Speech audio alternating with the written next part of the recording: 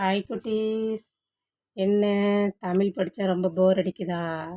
உங்களால் முடியும். எதுவுமே படிக்க முடியுங்கிற எண்ணம் இருந்தால் மட்டும்தான் நாம் படிக்க முடியும். இப்போ நாம் முதல்ல என்ன பார்க்க போகிறோன்னா தமிழ் எடுக்க போகிறோம். தமிழில் என்ன உங்களுக்கு ரொம்ப இதாக இருக்குன்னா, இப்போ சில பேர் நிறையா பிள்ளைங்க படிக்கும்போது என்ன செய்யுதுங்க, உயிரெழுத்துக்குன்னா என்ன திரும்ப எல்லாம் படிச்சுக்கிட்டே வருறீங்க. அப்புறம் மறுபடியும் திருப்பி கேட்டால் என்ன உயிரெழுத்துனா என்னன்னு கேட்டால் தெரியவே தெரிய மாட்டேங்குது. இப்போ நான் சொல்கிறேன் பாருங்கள். உயிரெழுத்துக்கள் எத்தனை வகைப்படும்னா 12. உயிர் எழுத்துக்கள் 12.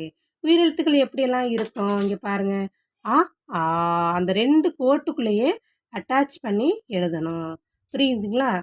ஆ ஆ இ ஈ இ ஈ உ ஊ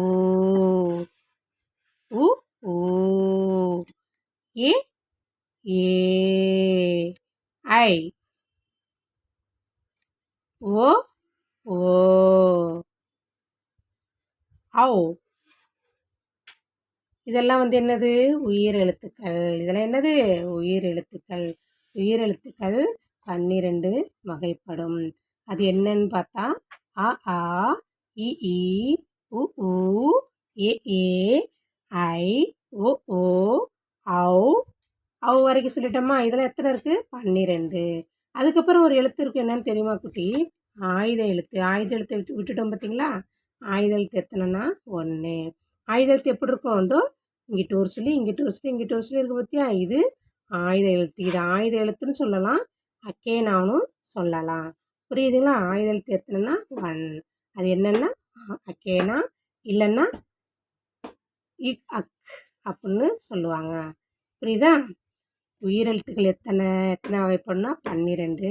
அ ஆ இ ஈ உ ஊ ஏ ஏ ஐ ஓ ஓ ஔ.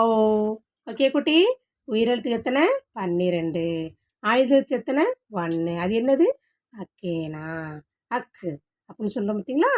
அவ்வளோதான். ஓகேவா? புரியுதா குட்டி? Okay, tata.